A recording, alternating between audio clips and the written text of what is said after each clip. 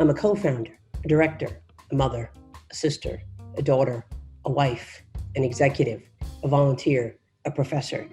I'm tired just thinking about it. Hi, my name is Melissa Bradley. I do a lot of things because I enjoy doing a lot of things. I have the privilege to do a lot of things. But what it means is when I do a lot of things, I don't have enough time. I want to talk to you today about time management. As an entrepreneur and a small business owner, one of the most precious resources we have is time.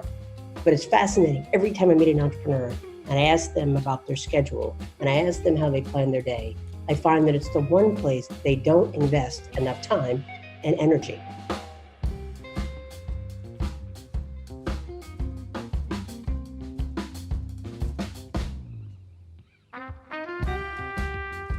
Time management is extremely important because it's an opportunity for us to actually control how we spend our day and how effective we are. Now, most of us spend our day with a whole bunch of work, probably or maybe being bored or at least questioning what the heck are we doing here. We're lucky if we get enough sleep, and if we do carve out fun, hopefully it's not at 11 p.m. at night. Now, how we'd like to spend our day is certainly getting a whole lot more sleep, doing a lot less more work, but still feeling productive and being able to have a lot of fun. One of the challenges is we live in a myth that says we don't have enough time. The reality is there's plenty of time. What we don't have is enough planning and prioritization of how to use it. Randy Zuckerberg, who is Mark Zuckerberg's sister, made a joke in this vein of not having enough time, and she said there's just not enough time. So you better pick three things. Pick and choose your battles, the things we always hear. Her things were maintaining friendships, building a great company, spending time with family, staying fit, and getting sleep. All things that should be deeply important to every single one of us.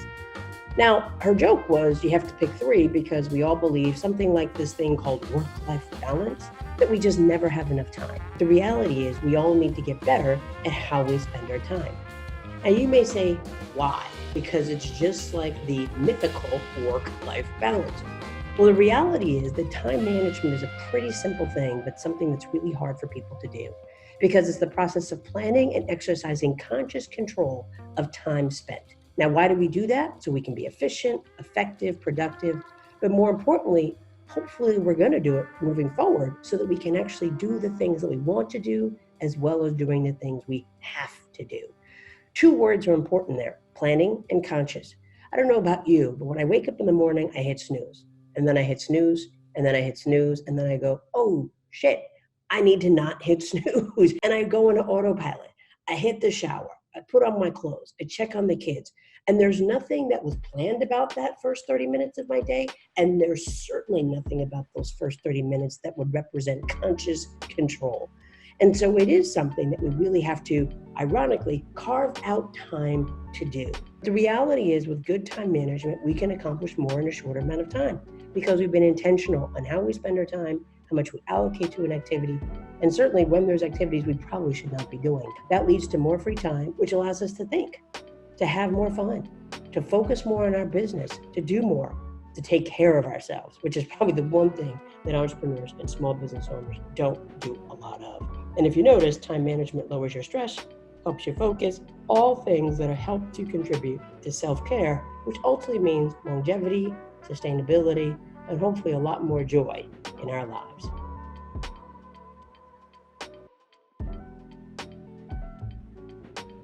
Now, President Eisenhower, when he was in the military, had a matrix. And this is just a sample. You can choose to do whatever you want. But the first step in planning is to really figure out where do you need to engage, and where do you need to delegate, and where do you need to walk away. If you have a task that somebody gives to you, or you wake up in the morning and you look at what's on your day and you begin to prioritize, think about these four quadrants. If it's important and urgent is in it was probably due yesterday, or urgent it's due within the next couple of hours, then do that first. One, because it's needed to meet a deadline or somebody else is waiting for it so they can keep going, but it allows you to get momentum and be able to check that box. How many of us make to-do lists just to be able to check them off, but probably at the end of the day go, I didn't need to do half of that stuff today. So really prioritize what's urgent and important. Now, if it's less important, but it's urgent, then think about giving it to someone else. Oh my God, I know how scary that can be. So we're going to talk about that a little bit later. But delegation has to become a part of everybody's time management process. If it's important, but it's not due right away, then schedule. And think about what the task is so you schedule it the right part of the day. If it's something that requires a lot of mind share, then schedule it in the morning, but maybe right before lunch. If it's something that you can do when it's a road task, then schedule it before you leave so that you can do it quickly, you can feel accomplished, and you end your day on a high note. If it is not important and not urgent, then don't do it. And this is obviously a fundamental challenge because I can relate. All of us struggle to be able to say a magical word called no. So when we think about planning, it's important to know, again, that it has to be done, it has to be consistent, because if you fail to plan, then you're planning to fail. And if you just think about the last couple of days of your week, or pick a couple of days of your month, I'm sure there's at least one, if not more, where you can say to yourself, that day could have gone so much better. So here's some things to think about in this planning process that will ultimately help you manage your time better, but most importantly, increase your productivity and time spent on your business. First thing first is set goals. What is it you want to accomplish? And pick a time frame. People say, well, I have 3-year goals. Well, that's fabulous. But as we see in the world today, things change day to day, week to week, month to month, quarter to quarter. Planning 3 years out is probably not realistic. So set goals for the day, set goals for the week, set goals for the month, set goals for the quarter, so that you have a North Star and something to focus on.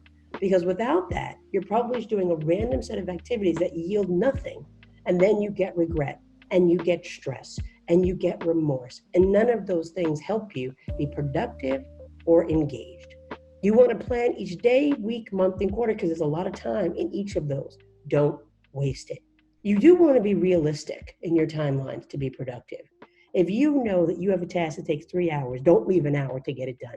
Now, many of us tend to work better with a sense of urgency. Not to say we're procrastinators, but motivation is a big deal when it comes to time management.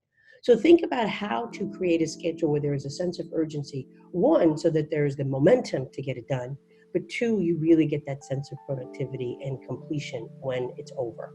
Establish deadlines. Most importantly, break things down into small steps. I don't know about you, but when I find myself sitting at my desk for hours on end, I just lose motivation. I lose momentum. I feel lethargic. And so you want to break things down into small steps. So one, you're able to move and stand up and focus. Two, you want to do that so that you gain a sense of accomplishment. Again, because something about being able to check that box makes us all feel better. You want to do the easy things first so you can get it out the way and so you can get the engine revving and you can say, look, I'm off to a good day. I'm getting stuff done. You want to make sure that you focus on things that yield impact. And that really relates to Eisenhower's matrix. Don't do things that are not going to have a positive impact on yourself, on your well-being, on your family, or on your business. Don't do things just to be able to say that you did them. Do things that are actually going to lead to some momentum or progress and get you closer to your goals. And the final thing I'll say is write it down.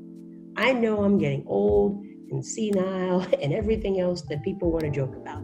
But the reality is I also have 1,000 things to do typically in one day. And so I need to write it down. One, so I don't forget it. Two, so that I can see it and be intentional and be conscious around reflecting and saying, do I need to do that right now? Can I do that later? Do I need to delegate it? Or does it not need to be done at all? You also want to prioritize. And sometimes we all need help prioritizing.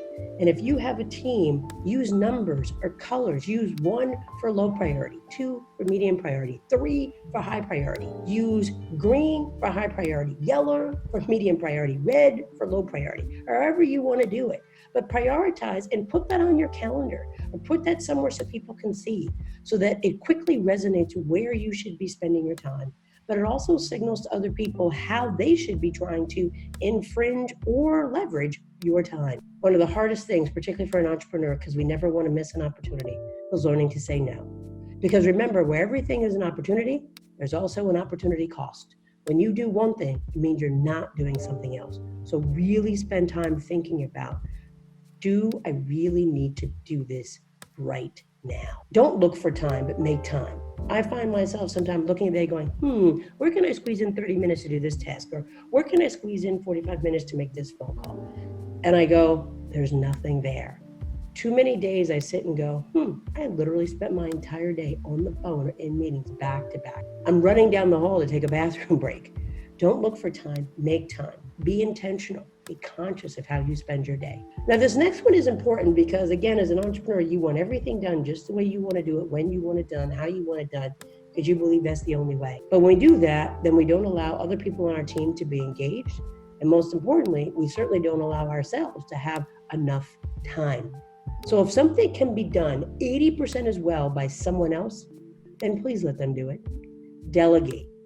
Because you can use the matrix and decide if it's less important, but it's still urgent, and somebody else can do it as 80% as well, then by all means, delegate. You want to find time to reflect and course correct because you're not going to get this right the first time, and that's okay.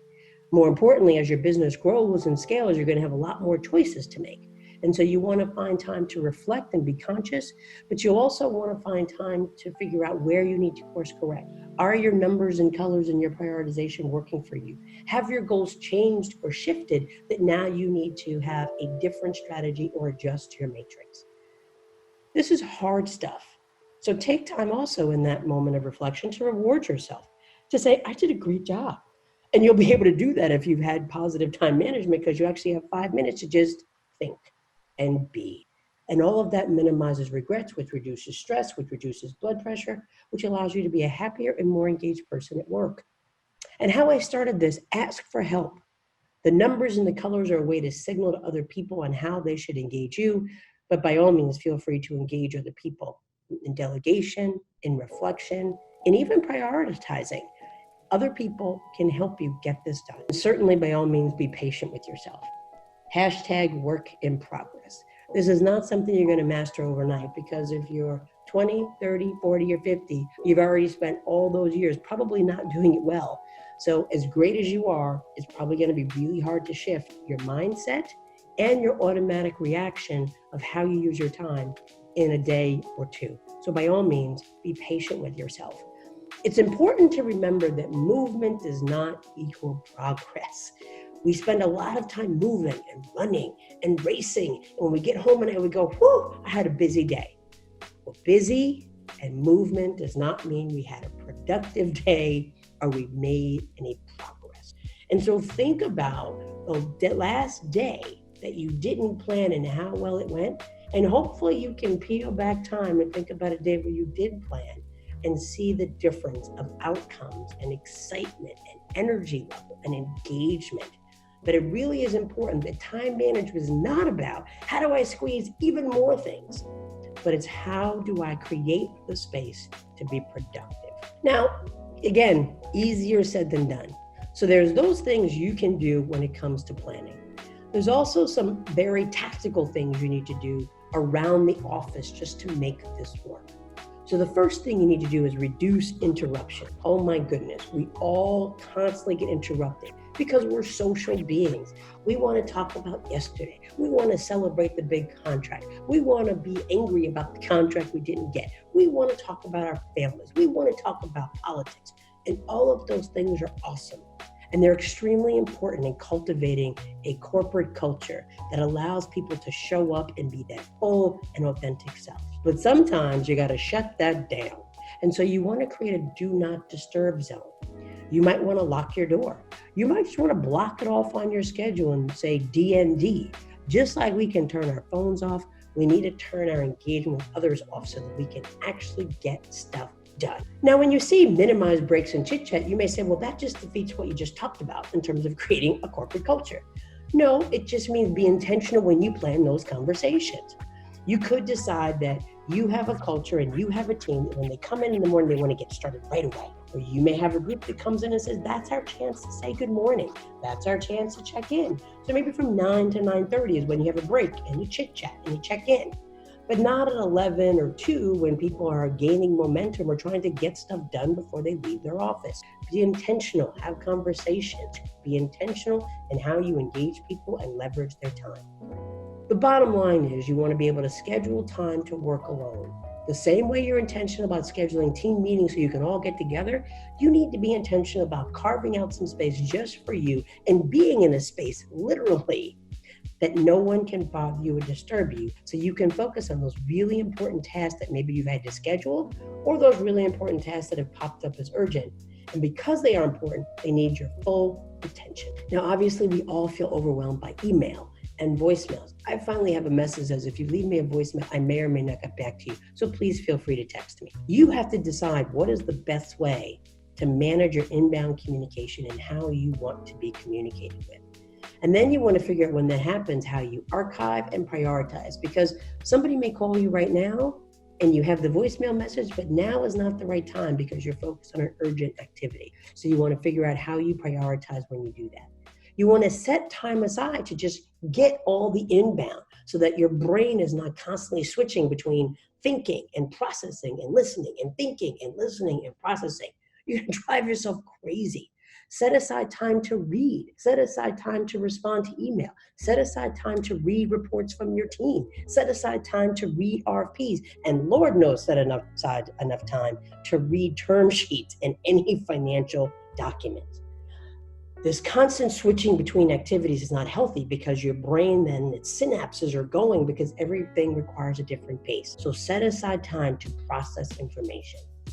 Also, remember we talked about controls. Set a response time, 24 hours, 48 hours, whatever it is, but you need to have some service levels for yourself and for the people that work with you, whether it's a team member or a customer or a partner or an investor, so that you level set expectations and you're not walking around with, oh my God, I got to call my investor back. Oh my God, I got to call my investor back. Instead, you can say, my investor called me today, and you put it in my calendar that I have 48 hours to get back to them. And just like before, because we tend to constantly be looking at things, a book, a phone, a computer screen, use tools that we have like color coding or things in our email systems to allow us to easily access, archive, and prioritize how we spend our time, which means we archive and prioritize when we read and respond to things that come at us. It's extremely important that we take conscious control. Oh my goodness, how many of us spend most of our days in meetings? Meetings are important. They're important because it's a way to give information, get information, but most importantly, meetings should be making decisions. So if there's no agenda, there should be no meeting, because otherwise you're definitely sitting around wasting time. It's important to determine when meetings are needed. So we just talked about inbound communication. If you have a decision to be made in your business, is it important to your culture? Is it important to your team members that you get to process it and then make a decision? Or is it important that they read it and you set aside a discrete amount of time to process and then make a decision? It doesn't change your culture to allow people to share and be engaged, but it does change the time that you dedicate to that. And 5 minutes here and 5 minutes there and 5 minutes every day, 25 days, is a lot of time. And so it's important that you set boundaries. It's also important that you have a rule that people are prepared for meetings. I go to meetings, usually outside my organization, and I sit there and I go, we got books, we got memos, nobody read it. What a waste of time. Not respectful. So make sure people are prepared for meetings. And set time limits. Oftentimes meetings turn into chit chats, turn into reflections, turn into joke time. Be disciplined. It's really what it comes down to. And if you're disciplined, we all know if you're disciplined at home, it keeps you out of trouble. If you're disciplined at school, you get better grades. If you're disciplined with your workout, you lose weight. Discipline tends to lead to positive outcomes. You also want to make sure that when you are meeting, or even when you're sitting at your office, you separate your thinking from execution to execute faster and think better. Be clear what the goals and objectives of the meeting are. There will be times when you meet to execute, to make a decision. And if everyone comes prepared, probably the decision can be made in 15 to 30 minutes. If you've come to talk about processes, then you may need a little more time. But again, with an agenda, people can come adequately prepared to engage and contribute. You want to make sure that people communicate effectively and succinctly. And again, that's just creating discipline within the organization, that people don't go on in soliloquies, and that everybody get a chance to talk. You want to create boundaries and say a meeting starts when a meeting starts. I'll never forget when I was growing up, my mom would get places 15 minutes early, and I'd say, we're early. She says, no, we're right on time. When you show up for the meeting, you're late. Really think about, again, what's appropriate for your culture. And don't just start on time, end on time, even if that means you're not done, because then you're creating the discipline to do better next time in terms of how we create an agenda. And most importantly, confirm all meetings and participants. The last thing you want to have happen is 7 of the 8 of you are sitting around a table and then the decision cannot be made. And I know every time I have to leave the office for a meeting, I email in advance. I start at the top of the day, meditate, and then confirm my schedule just to make sure, because stuff happens. People get sick, kids get sick, traffic, subway breaks down, cars break down. People have another urgent meeting because they've used the matrix and realize, I need to not do this today. And all of that is okay. I oftentimes will change minds or say, I gotta go, or I can't do this today, or can we reschedule? But I always say to them, I am happy to give you the best gift ever, which is the gift of time. When I end a meeting early, I always say, well, I am thrilled to give you the gift of time because we finished 5 minutes ahead of schedule, 10 minutes ahead of schedule. And people laugh, but they often will shoot me a text after and say, thank you, I really appreciate it, because that 5 minutes just made a difference, even if it's just to decompress after the meeting. It's important that when you do all this, and it may seem like a lot right now, the ultimate thing you're trying to determine is, what is the most important way I can utilize my time today? You want to be intentional about how you're using your time, how you're scheduling, who you're talking with, what you're working on, and what is the most important way you can utilize your time. That simple question every day, I guarantee you, will start little bitty shifts in terms of how you schedule, what you do, and how you spend your day. Now, all of this is not about work, although as an entrepreneur and a small business owner, we're spending a lot of time at work. But there's some personal things you need to think about. Have a morning routine. Too often we know we get up, we pick up the phone by the side of their bed, and next thing you know, we're working without even consciously taking a moment and transitioning from sleep to work, which means our mind is already going from 0 to 100, which is probably not a good thing. Now, meditation is not for everybody, but just get a morning routine. Even if that morning routine is waking up your kids and just helping them pick out their clothes, or waking up your kids and saying, how'd you sleep? How's your day? What are you excited about? But something that allows you just to get grounded. Now, eating well, I have to be careful. I got to practice what I preach, but eat well. We all know there's clearly things we do, things we eat that slow us down.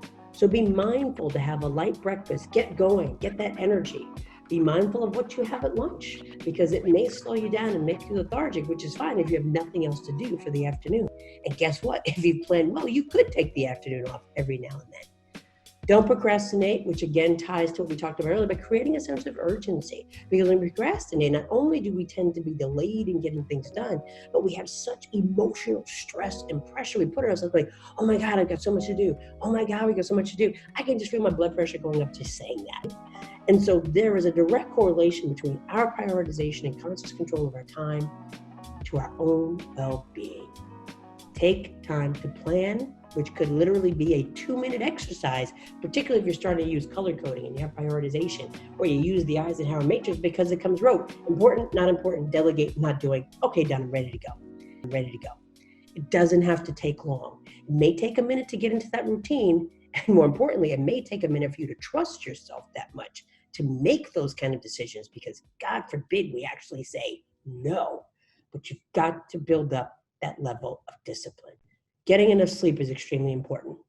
If we don't get enough sleep, our day is sluggish and we're always tired, and therefore we don't have the energy to give our all to get things done.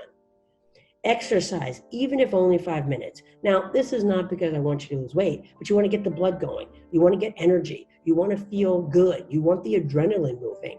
I work out in the morning, and I have noticed that I do it in the morning now versus the evening. Although I didn't feel like I had enough time, it just meant I had to get up at 5:30, but I feel so much better. And instead of being tired at 1 o'clock, I've got energy until 4 or 5 o'clock. But you got to manage your energy as well as your time.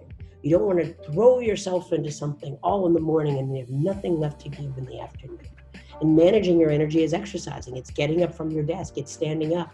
I will say, this is not a commercial. One of the best things I did was to buy an Apple Watch, because it reminds me to stand. It reminds me to walk. I set my goals for the day. I walk around the building. I do whatever I have to do. But again, it allows me to feel a sense of accomplishment. And I don't know, anybody doesn't feel good when they're able to feel like they did something. Keep your space clean and well lit. If you can't see, you're squinting, you're taking off your glasses, you're putting on your glasses, you're losing time turning on the light, but you're also creating more stress on your eyes and your mind and your body. And if you can't find something, well then Lord knows you're wasting time trying to find it. So keep things organized. Again, every little minute counts. Be realistic with your expectations for yourself and others. Because even as you move into the space of being better organized and consciously in control, and I have my do not disturb zone, it may take time for people to catch up, particularly your family. So be realistic and say, hey, I know you're not used to my do not disturb yet, so I'll talk to you now. But when I do this, when I put up a sign or I close the door, I go sit in the space, that's my do not disturb zone. And most importantly, manage the opportunity cost. We joke or we hear all the time that time is money, and that was from Ben Franklin. And the reality is time is money. And when not used well, we waste it. We create a set of opportunity costs that we can't get back. And so it's extremely important that we're mindful of how we spend our time. Now, I know time management is something that may be challenging, it may seem overwhelming. So it's something that you want to pace yourself. It's something that you want to say, I'm going to give myself a month. I'm going to give myself 6 weeks to do this. And I guarantee you, not only will you feel better about yourself, but you're going to notice that you're more productive. You're going to notice that your peers are more productive. You're going to notice that your business is doing better because you've been much more intentional and much more focused on getting things done. And when you get things done, then other people are able to engage, participate, partner, and work with you. And that movement becomes progress for yourself and for your business. Good luck with time management.